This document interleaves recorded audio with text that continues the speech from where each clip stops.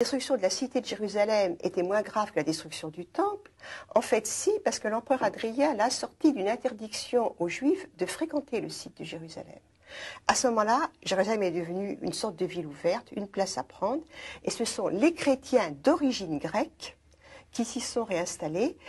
À ce moment-là, on connaît une série d'évêques chrétiens, mais d'origine grecque, alors que les derniers responsables chrétiens de Jérusalem avant sont les parents du Christ. Là, il y a une rupture réelle, et Jérusalem est réintégrée donc dans le christianisme de mouvance grecque à partir de ce moment-là, et devient un des sièges patriarcaux ensuite plus tard. Alors, revenons aux Juifs. Eux, ils quittent Jérusalem et ils vont où? Alors, les chrétiens d'origine juive quittent Jérusalem, Oui.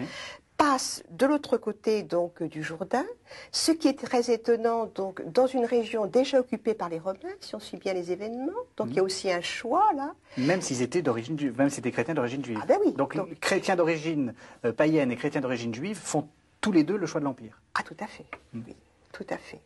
Et reviennent d'ailleurs, une partie d'entre eux revient à Jérusalem et sont donc dirigés par des parents de Jésus comme Cléophas après 70 et en 90, donc l'empereur Domitien juge bon de faire une enquête sur cette communauté chrétienne d'origine juive de Jérusalem dirigée par des parents de Jésus, fils de David, et se demande s'il n'y a pas là-dedans un petit mouvement royaliste qu'il faudrait regarder de près. Alors est-ce qu'on sait ce qu'ils sont devenus, tous ces chrétiens d'origine juive? Alors on les suit de mieux en mieux maintenant à travers des traditions littéraires. Nous avons des noms nazoréens, qui est leur désignation la plus évidente, El-Kassaït, Ebionites et d'autres encore. Alors pendant très longtemps, donc, on les a connus, identifiés comme hérétiques à travers les traités contre les hérétiques assez tardifs. Maintenant, on les suit davantage à travers les traditions chrétiennes. Et on voit donc que leur pensée marque durant les 3 premiers siècles un auteur chrétien, Théophile d'Antioche, par exemple. Et ils disparaissent finalement à quelle époque?